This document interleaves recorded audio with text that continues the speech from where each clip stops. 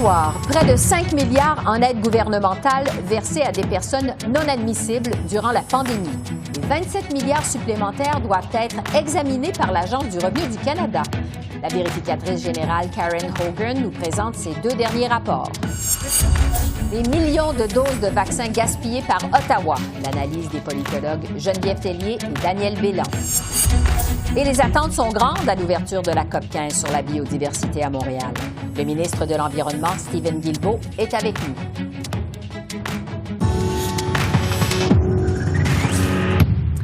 Bonsoir, Mesdames, Messieurs. La vérificatrice générale du Canada a présenté aujourd'hui 2 rapports qui étaient très attendus sur la gestion du gouvernement canadien pendant la pandémie.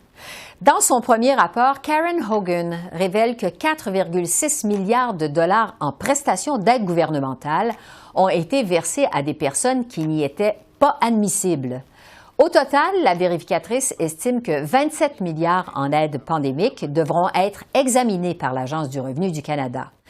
Dans son deuxième rapport, Mme Hogan explique que 50 millions de doses de vaccins ont été achetées en trop, dont 15 millions ont été donnés à d'autres pays et 13 millions ont atteint leur date de préemption.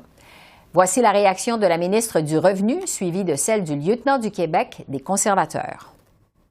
Le travail de vérification est débuté.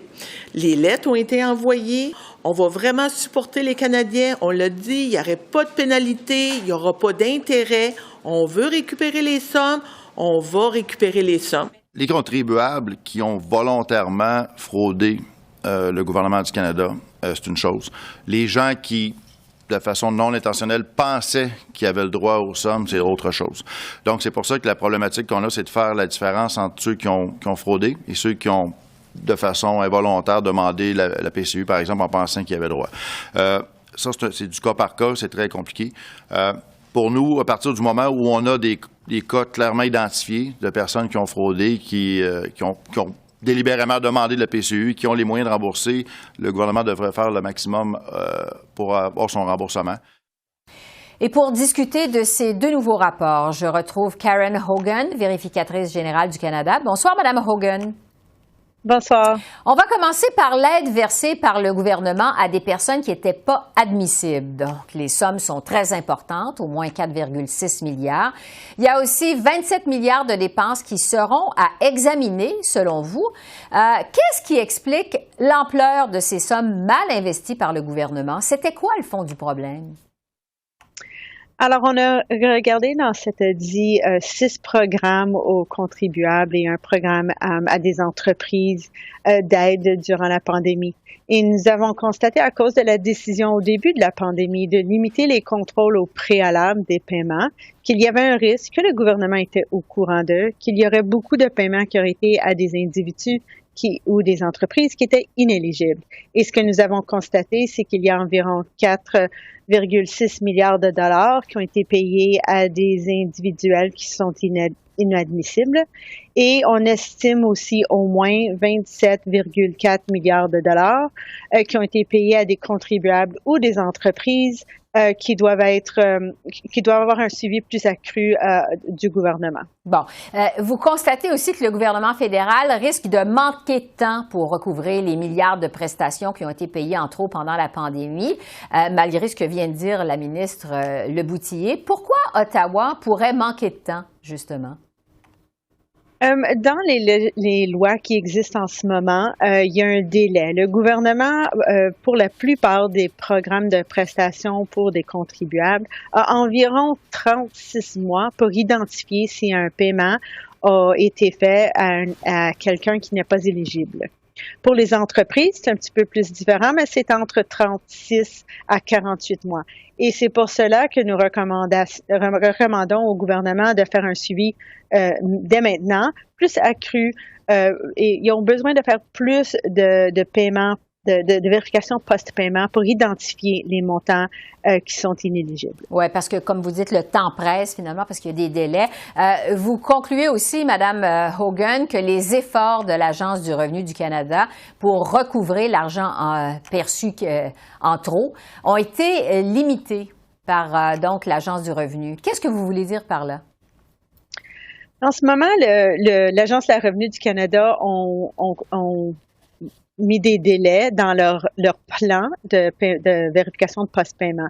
Ils nous ont expliqué que c'était à cause du fait que la pandémie continuait. Mais leurs efforts jusqu'à ce point-ci sont vraiment plus d'une façon volontaire. Ils ont envoyé des lettres à des contribuables et c'est vraiment aux individus de rappeler le gouvernement pour s'organiser pour le recouvrement. Et c'est pour ça que j'encourage au gouvernement, s'ils veulent faire une approche qui est différente que la loi en ce moment exige, qu'ils peuvent prendre cette décision-là, mais qu'ils doivent être clairs avec tous les Canadiens de leur plan. Sur les millions de vaccins expirés ou acheminés à d'autres pays maintenant, c'est-à-dire votre deuxième rapport que vous avez présenté aujourd'hui, à quel point le gaspillage de vaccins par Ottawa était un problème répandu pendant la pandémie? Alors, ce que nous avons constaté dans cette dit-là, c'est que Santé publique Canada, Santé Canada et Services et approvisionnement public Canada ont bien travaillé ensemble pour répondre à une pandémie qui évoluait. Le gouvernement a signé 7 ententes d'achat pour s'assurer que le pays avait accès à tous les vaccins si chaque Canadien voulait se faire vacciner. Mais cette approche qui, à mon avis, était prudente, a abouti avec le fait qu'il y a des vaccins de surplus qui n'ont pas été utilisés avant d'arriver leur date d'expiration. Oui, on parle de combien de doses exactement et est-ce qu'on sait qu'est-ce qui explique ce gaspillage-là de doses de vaccins? Alors, durant notre dit, nous avons constaté qu'il y avait environ 13,6 millions de doses qui ont expiré après notre période de dit qui a terminé le 31 mai 2022. Il y en a eu d'autres qui ont expiré. Mais je dirais que c'est vraiment lié à deux choses. C'est le logiciel Vaccine Connect qui était censé aider le gouvernement avec la gestion des vaccins. Il y a beaucoup de fonctionnalités qui n'ont pas été mises en place et après, une fois qu'ils étaient en place, ils n'ont pas été utilisés. Et ça l'a empêché un peu au ministère d'avoir un aperçu des demandes et des besoins et aussi les dates d'expiration. Mais plus important, je voulais souligner le fait qu'il n'y a pas encore d'entente de partage d'informations sanitaires entre les provinces, les territoires et le gouvernement fédéral, qui est vraiment un enjeu que mon bureau soulève depuis 1999, qui devrait être réglé avant la prochaine crise sanitaire. Oui, avant la prochaine pandémie. Parce que vous dites que l'Agence de la santé publique du Canada n'était pas en mesure d'assurer un suivi adéquat des vaccins achetés en trop et gaspillés. Qu'est-ce qui explique ce problème-là? Est-ce que, justement, il y a des correctifs qui sont à apporter? Mais nous avons émis quelques recommandations. La première serait de vraiment terminer avec la mise en place du logiciel pour aider avec la gestion des vaccins, qui est important puisque le pays est encore en train d'acheter des vaccins pour les variants. Et aussi de conclure l'entente pan-canadien de partage d'informations. Ça va non seulement améliorer la gestion des vaccins, mais aussi notre système de santé à travers le pays s'il y a une meilleure et échange d'informations à temps important. Ouais. Vous donnez quand même, de façon générale, une meilleure note au gouvernement en ce qui concerne l'obtention d'un nombre suffisant de doses de vaccins contre la COVID-19 pour que toutes les personnes au Canada puissent être vaccinées. Donc, selon vous, Ottawa a fait du bon travail de ce côté-là dans l'obtention des vaccins? Quand ça vient au vaccin, je pense qu'il faut se remettre au mois de mars 2020.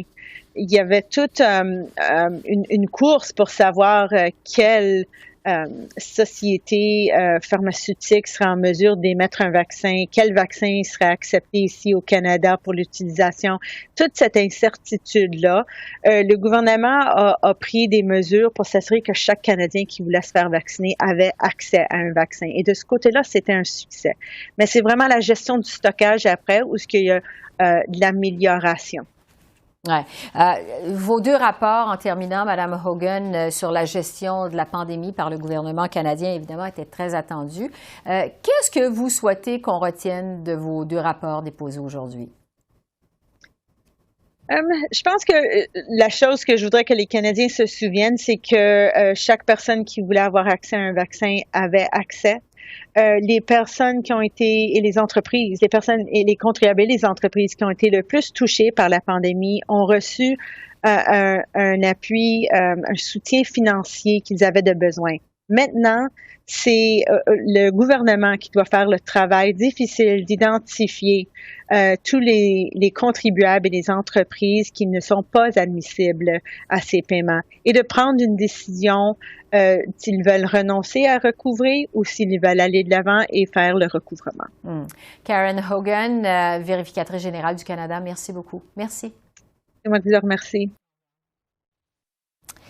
Et j'analyse ces deux rapports de la vérificatrice générale du Canada avec nos politologues en résidence, Geneviève et Daniel. Bonsoir à vous deux. Bonsoir.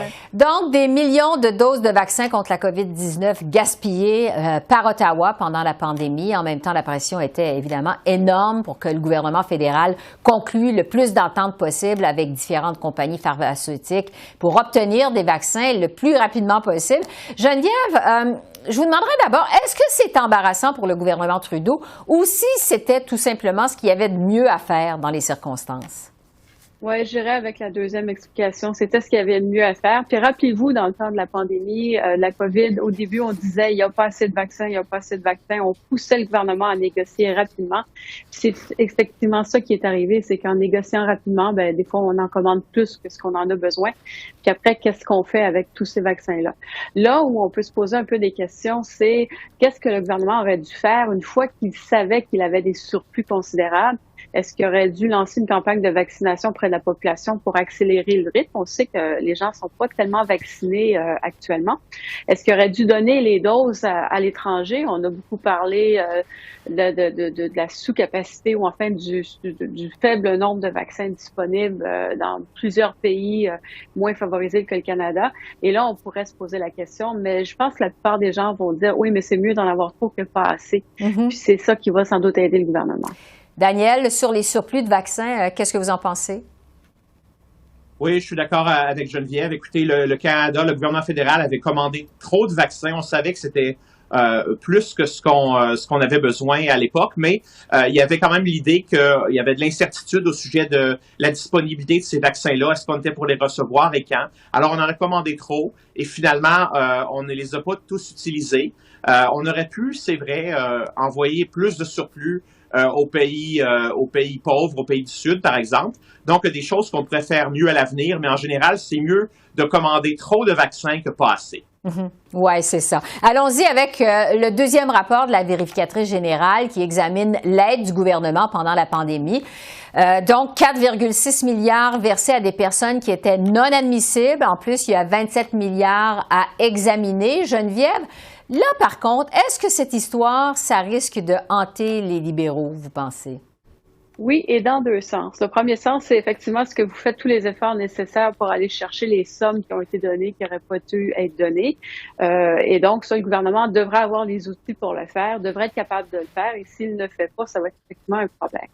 L'autre problème, on l'a vu un petit peu, c'est que le gouvernement avait commencé à réclamer des sommes qui avaient été versées alors qu'elles n'auraient pas dû l'être à plusieurs personnes.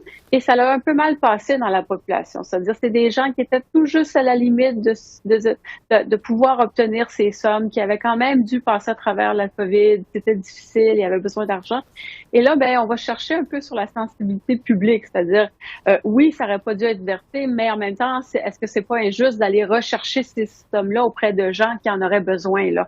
Et là, l'opinion publique peut rentrer aussi dans ce discours-là. Puis c'est ce qu'on avait vu il y a quelques mois quand le gouvernement avait commencé à faire ça. Donc, le gouvernement marche sur des deux côtés. Il sera jamais gagnant dans cette situation-là. Soit on va lui reprocher de mal gérer les fonds publics, soit on va lui reprocher de pas aider les gens qui en ont besoin actuellement. Et donc, ça va être difficile pour lui de s'en sortir. Ceci étant dit, on s'attend à ce que le gouvernement gère comme il faut, comme un bon père de famille, on dit, les finances publiques. Et donc, il faudrait qu'il le démontre de façon convaincante là, pour une bonne partie de la population. Daniel, sur la gestion des finances publiques?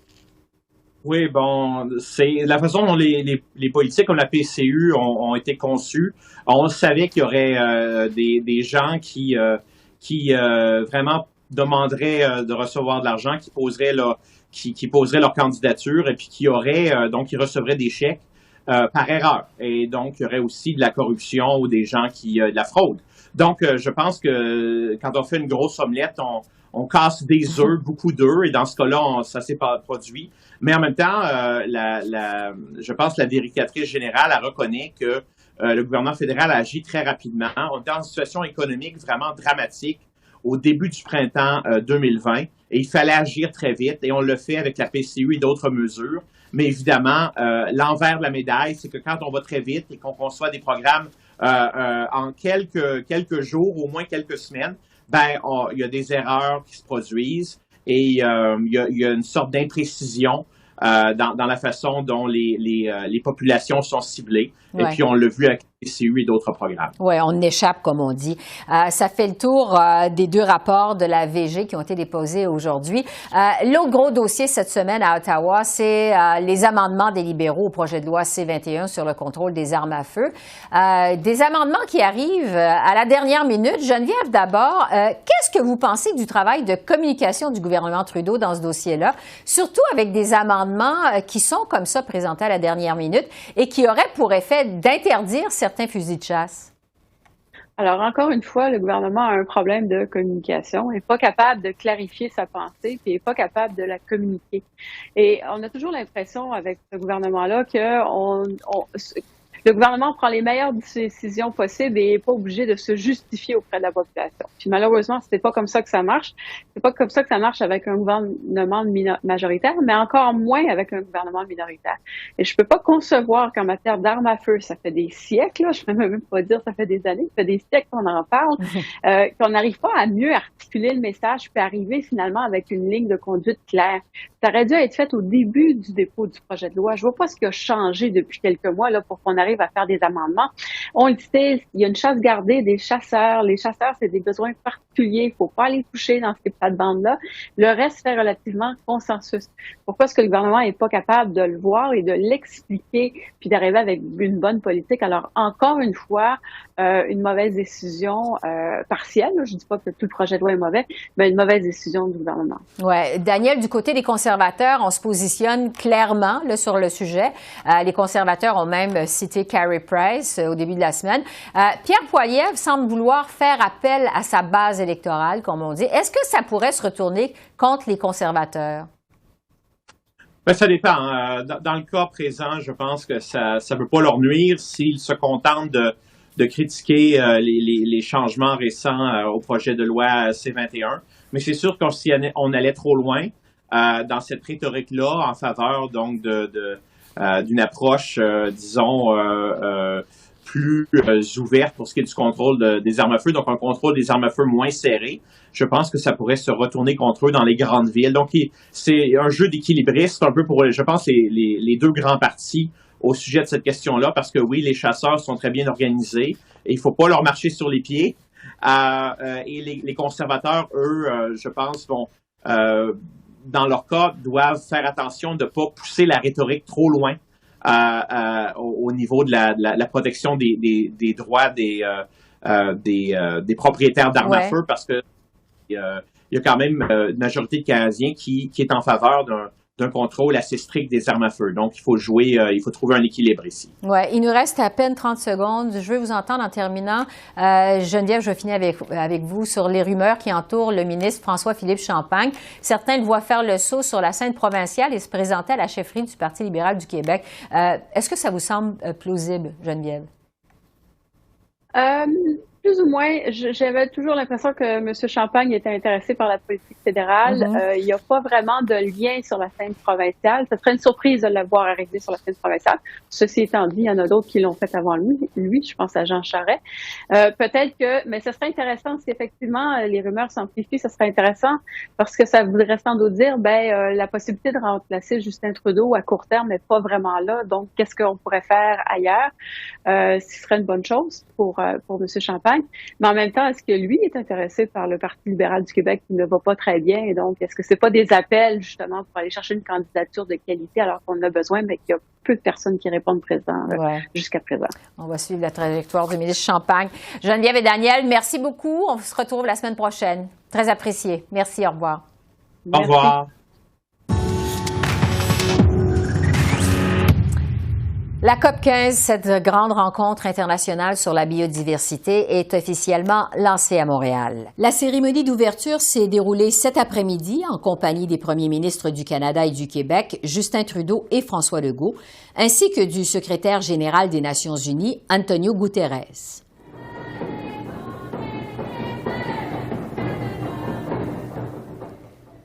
Pendant son discours sur les engagements du Canada, M. Trudeau a été interrompu par des manifestants autochtones pendant de longues minutes. Pour notre part, le Canada fait des progrès comme jamais auparavant dans son engagement à protéger 25 % de nos terres et 25 % de nos cours d'eau d'ici 2025 et 30 % d'ici 2030. Et on n'a pas choisi ce 30 % au hasard. Selon les plus grands scientifiques, c'est le seuil critique pour, d'une part, éviter les risques d'extinction et aussi assurer notre sécurité, entre autres alimentaire et économique. Et 30 %, c'est tout à fait faisable.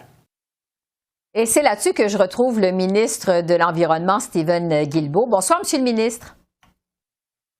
Bonsoir, Esther. La COP15 va donc rassembler des milliers de participants à Montréal. Il y a 196 pays qui y sont représentés.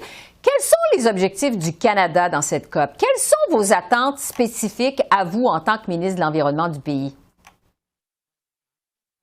Je dirais deux choses. D'abord, nous sommes le pays hôte. Alors, c'est nous qui recevons la visite, la planète, au cours des 2 prochaines semaines ici à Montréal, à la demande des Nations unies.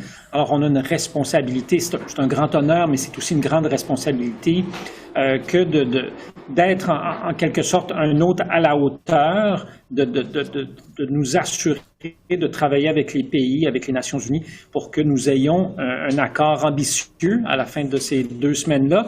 Puis ensuite, il y a tout le volet plus national, domestique. Alors, qu'est-ce que le Canada veut faire? Alors, nous avons déjà pris des engagements de protéger 30 % de nos terres et de nos océans d'ici 2030. On a fait des progrès importants, mais il reste encore beaucoup de travail à faire à ce niveau-là. Nous nous sommes engagés à investir 5 milliards de dollars depuis 2018, ce qui représente des investissements historiques dans l'histoire du pays en matière de protection, de conservation de la nature. Mais on a encore beaucoup de travail à faire, notamment en partenariat avec les peuples autochtones, les provinces, les territoires. Et c'est là-dessus que nous allons travailler au cours des prochaines semaines. Évidemment, ça va se poursuivre, ce travail-là, après la conférence. Parce que, le but de cette COP15, c'est d'amener finalement tous les pays à s'entendre autour d'un plan pour freiner le déclin des espèces sur la planète d'ici à 2030. Les négociations sont déjà commencées. On dit que c'est très difficile déjà. On sait que l'entente doit être approuvée par tous les pays participants. Ça prend un consensus. Je le disais, il y en a 196. On peut s'imaginer qu'il va falloir toutes sortes de compromis. Comment vous envisagez les négociations avec les autres pays? Effectivement, le consensus ne veut pas dire l'unanimité, par contre. Et c'est une distinction qui est quand même importante. Donc, il ne faut pas nécessairement que tout le monde soit d'accord avec tout, mais il faut que l'ensemble le soit. Comment est-ce qu'on envisage les négociations? Le Canada fait déjà, est à la base, avec plusieurs autres, de la création de ce qu'on appelle la Coalition pour la haute ambition pour la nature. Au départ, nous étions une trentaine de pays. Nous avons annoncé ça pendant l'Assemblée générale des Nations unies au mois de septembre. Des pays comme l'Union européenne, la Grande-Bretagne, le Gabon, le Nigeria, le Costa Rica, l'Équateur, et bien entendu le Canada. Aujourd'hui, il y a 120 pays qui font partie, donc qui ont signé pour faire partie de cette coalition-là. Alors, ça démontre bien l'engouement et l'intérêt qu'ont une grande partie de la communauté internationale à faire de cette rencontre-ci un succès. Et c'est en travaillant ensemble, en tissant des liens, en parlant à beaucoup de gens pour comprendre quels sont leurs enjeux, comment on peut trouver des terrains d'entente avec les uns et les autres qu'on va réussir. Oui.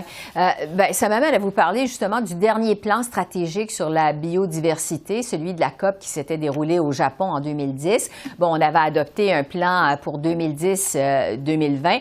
On sait qu'à peu près aucun de ces objectifs ont été entièrement réalisés. Qu'est-ce qui vous fait dire que cette fois-ci, c'est la bonne? Vous parlez de succès de cette rencontre. Qu'est-ce qui vous fait dire ça? Je vous dirais que l'histoire des négociations internationales sur ces questions-là, c'est un peu le reflet de ce qu'on a vu au Canada, par exemple, où on a pris des engagements à travers le temps, mais on ne se donnait jamais les moyens de les atteindre. C'est vrai en changement climatique, ça l'est tout autant en matière de diversité biologique. Or, le fait maintenant que nous investissions des milliards de dollars, le fait que nous ayons des règlements de plus en plus sévères, qu'on commence à utiliser la loi sur les espèces en péril pour freiner des projets de développement comme on le fait avec la rainette faugrillon. Il y a un bras de fer. Je pense que là, ça va mieux avec le gouvernement du Québec sur le caribou et sur d'autres provinces. Donc, nous avions des outils que nous n'utilisions pas par le passé et dans certains cas, et dans d'autres, on ne se donnait pas les moyens, notamment financiers. C'est pas juste une question d'argent, mais c'est certainement en partie ça. Et là, on voit que c'est en train de changer, que ce soit au niveau des changements climatiques ou de la protection de la nature. Les investissements se font à l'échelle internationale à coût de dizaines de milliards, voire de centaines de milliards de dollars. Donc, les choses commencent à changer. On commence à se donner les moyens d'atteindre des objectifs ambitieux, ce qu'on ne faisait pas auparavant. Oui. Je veux vous entendre sur les manifestations parce qu'on le sait, les policiers, les organisateurs de la COP 15 s'attendent à des débordements. Il y a toutes sortes de précautions qui ont été prises par les policiers. Vous êtes sur place, vous pouvez voir ce qui se passe présentement. Vous avez vous-même été un activiste, vous avez manifesté à plusieurs reprises. Est-ce que vous comprenez que des militants sont exaspérés par les promesses qui sont brisées des gouvernements sur le climat, sur la biodiversité? Est-ce que vous pouvez comprendre le scepticisme des militants? Comme je l'ai dit, je pense que par le passé, tant au Canada qu'ailleurs dans le monde, on a failli à la tâche. Mais on voit que les choses commencent à changer. Si nous avions eu cette conversation-là il y a 10 ans sur la question des changements climatiques, les scientifiques nous disaient qu'on se dirigeait vers un monde où le réchauffement allait être de l'ordre d'au moins 4 degrés Celsius, et même plus. Et là, on voit qu'avec 1 degré Celsius de réchauffement, tous les bouleversements que ça crée. L'accord de Paris dit qu'il faut essayer de garder ça autour de 1,5 degré, mais là, les dernières données scientifiques nous disent on ne se dirige plus vers un monde où le réchauffement va être de 4 ou de 5 degrés, mais de 1,7 à 2,4. Alors, c'est encore trop.